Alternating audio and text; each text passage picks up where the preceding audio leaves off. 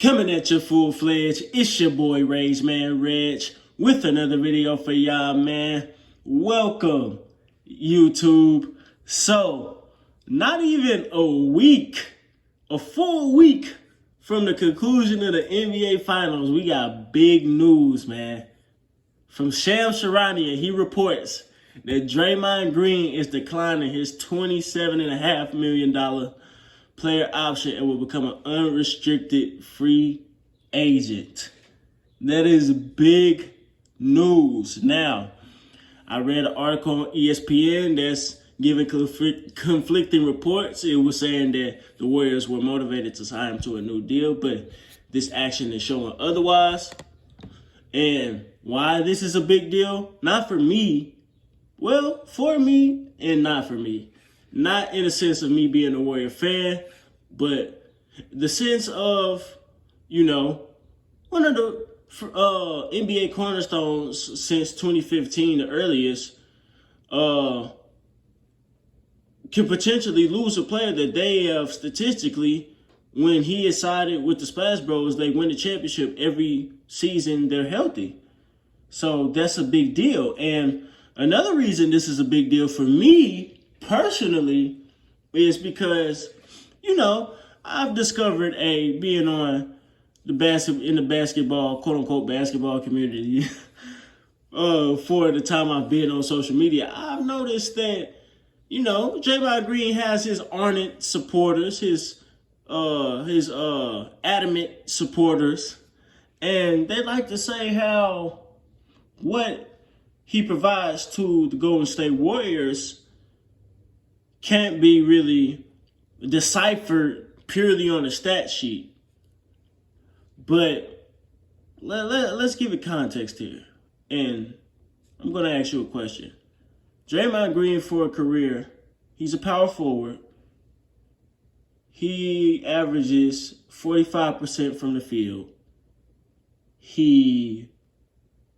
For this era of spacing, and how aggressive he is, one would think that he can garner a season where he would accumulate at least 10 rebounds a game this deep in his career, and so far he has not done that either. He's never led the league in blocks. He struggles to average 10 points this time around, these past couple of years. On any other team, this is my question. On any other team, is that acceptable? On any other team, is knocking out your teammate acceptable? In the words of Charles Barkley, Sir Charles, in the words of Sir Charles, is averaging a triple single as the quote-unquote third best player on your team acceptable? Because I've said it before, at this point, Draymond Green was not even the fifth best player on his team. I'm taking Jordan Poole at this point over him. If I'm a Golden State Warrior, so I'm prioritizing him. I'm prioritizing Kevon Looney over Draymond Green. Because in the playoffs, in that series against the Sacramento Kings, Looney showed that he could do exactly what Green does better. He was averaging like 20 rebounds, 15-something rebounds, getting 20 points efficiently, and leading some of the games in assists. So he showed me that he could do what Draymond does better. And he's a 3-time NBA champion. He has one less ring. He's an all-time Warrior, just like Draymond Green. Why can't they move forward? And this looks like a step here. They can go full-fledged. See what I did there?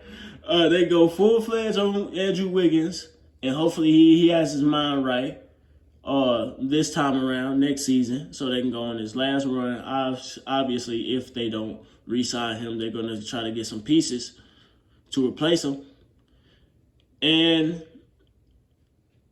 another thing about some of the things that these hardcore Draymond Green fans like to do.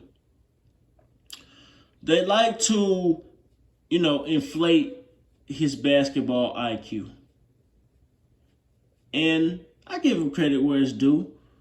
I mean, at his peak, he was a extremely high IQ player when it came to help defense. He made a couple of all defensive teams. Obviously won and campaigned for that defensive player of the year, that one defensive player of the year they love to hang on to for dear life. He and at his peak he was also an above average passer, albeit that he was passing to three of the greatest shooters the game has ever seen in the Splash Brothers and Kevin Durant. But yeah, I give him that. But they like to go overboard. And one would think, again, if his IQ was so high, his stats would look a little more appealing. You know what I'm saying? But to respond to those people that say how smart he is, quote unquote, when it comes to basketball, because I disagree with that.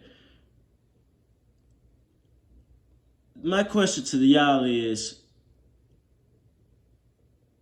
do you think Draymond Green is going to win a championship if he's going to team up with a 38-year-old LeBron James?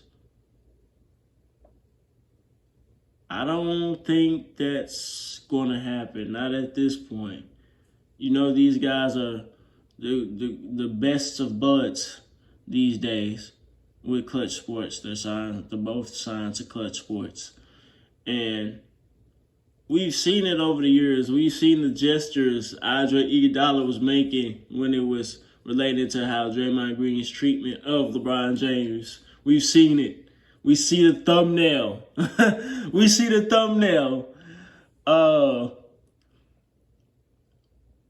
Would that be a smart move by him career-wise? Like, are you playing to get money? Because he's going to get, if he goes to the Lakers, he's going to get a deal. They're going to sign him to a deal. What he wants, at least. Now, what other teams are willing to give him on other teams, he's not going to get that on the Lakers because, again, the top guy in Clutch is on that team. But, again, is he playing for money or is he playing for championships? That'll be the question. But, yeah, big news. Let me know what y'all think about that. What will the donkey do? I want to see. I want to see how, quote unquote, important he is to a team. Let me know what y'all think, man. Smash that like button. Comment at the beginning, middle, and ending of this video. Share for us to see. Subscribe if you're new. And, of course, hit that notification bell so you can be notified every time I drop. And if there's a particular video that you want me to speak on, topic, hit that link in the pinned comment section below and donate to the Rage, man.